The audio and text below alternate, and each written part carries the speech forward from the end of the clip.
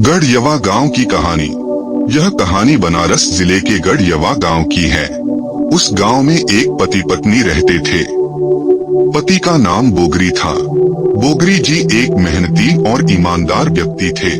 उनकी पत्नी भी एक गृहिणी के रूप में अपने कर्तव्यों को बखूबी निभाती थी। बोगरी और उनकी पत्नी का परिवार बड़ा था, जिसमें उनके 3 बेटे और 1 बेटी थी।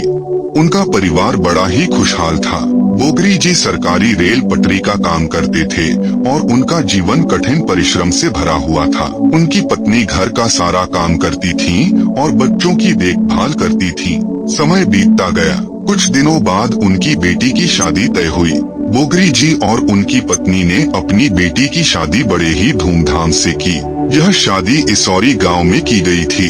शादी के कुछ समय बाद बोगरी जी को काम से छुट्टी मिली और वह अपने गांव लौटे। लेकिन उस समय हैजा की महामारी बहुत तेजी से फैल रही थी। चारों ओर डर और अफरा तफरी का माहौल था। दुर्भाग्यवश बोगरी जी भी उस महामारी की चपेट में आ गए।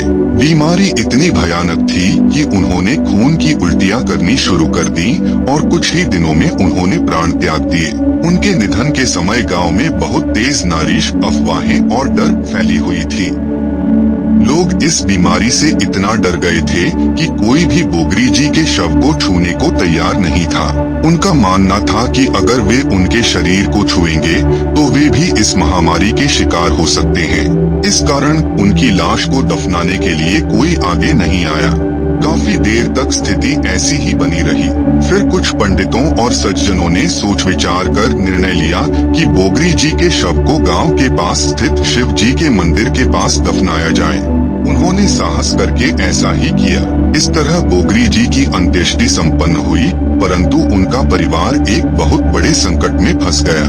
बोगरी जी की मृत्यु के बाद उनकी पत्नी और 3 छोटे छोटे बच्चे अकेले रह गए। न जाने उनकी पत्नी के मन में ऐसा क्या विचार आया कि एक रात अंधेरे में उन्होंने अपने तीनों बच्चों को एक कमरे में बंद कर दिया और स्वयं कहीं चली गईं। वह रात के अंधेरे में इस तरह गायब हुई कि कभी लौटकर नहीं आई। 2 दिन बीत गए। गांव के लोगों को कुछ अजीब लग रहा था, क्योंकि बोगरी जी का घर बंद था और किसी का आना जाना नहीं दिख रहा था। तीसरे दिन सुबह एक व्यक्ति उस घर के पास से गुजर रहा था कि उसे किसी बच्चे के रोने की आवाज सुनाई दी। वह ठिठक गया और घर के पास जाकर कान लगाया। आवाज स्पष्ट थी।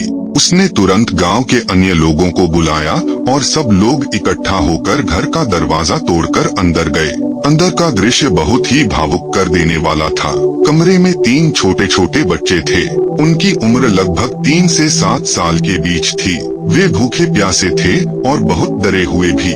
गांव वालों ने उन्हें बाहर निकाला, पानी पिलाया और खाना खिलाया। फिर उनसे पूछा कि तुम्हारी माँ कहाँ गई है।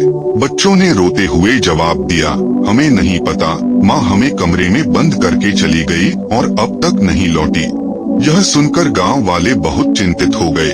उन्होंने आसपास जानकारी जुटाई कि बच्चों के कोई रिश्तेदार हैं या नहीं। पता चला कि बोगरी जी की एक बहन भी है, जो पास के ही एक गांव में रहती है। गांव के कुछ लोग बच्चों को लेकर वहां गए और बोगरी जी की बहन को सारी बात बताई। बोगरी जी की बहन ने दुख के इस समय में अपनी भाभी और बच्चों को अपनाया। उन्होंने कुछ दिनों तक उनकी देखरेख की, खाना दिया, नहलाया और बच्चों की देखभाल की। समय धीरे धीरे बीतने लगा और बच्चे भी बड़े होने लगे। जैसे जैसे बच्चे बड़े हुए, बोगरी जी की बहन ने उन्हें उनकी जिम्मेदारियां सौंप दी। तीनों भाइयों ने मिलकर गांव के किनारे एक छोटी सी झोपड़ी बनाई। जीवन फिर से पटरी पर लाने की कोशिश शुरू हुई। झोपड़ी बन जाने के बाद मंझले भाई ने ठान लिया कि वह मेहनत करेगा और अपने बड़े और छोटे भाइयों को पढ़ाएगा। मंझले भाई ने खेतों में काम किया, गांव में मजदूरी की और जो भी छोटा बड़ा काम मिला उसे पूरी ईमानदारी से किया। उसकी मेहनत रंग लाई। उसने अपने भाइयों को स्कूल भेजा और उन्हें पढ़ाया लिखाया। दोनों भाई भी पढ़ाई में मन लगाकर आगे बढ़ते गए। धीरे धीरे समय ने करवट ली। तीनों भाई मेहनती और आत्मनिर्भर बने। उनका जीवन संघर्ष से भरा था, पर उन्होंने कभी हार नहीं मानी। पिता की असमय मृत्यु, माँ का त्याग देना, भूख प्यास और तिरस्कार, इन सब ने उन्हें तोड़ने की बजाय मजबूत बना दिया। गांव के लोग आज भी गढ़यवा गांव की इस कहानी को सुनाते हैं। यह कहानी न केवल दुख और कठिनाई की है, बल्कि यह साहस, आत्मनिर्भरता और भाईचारे की भी मिसाल है।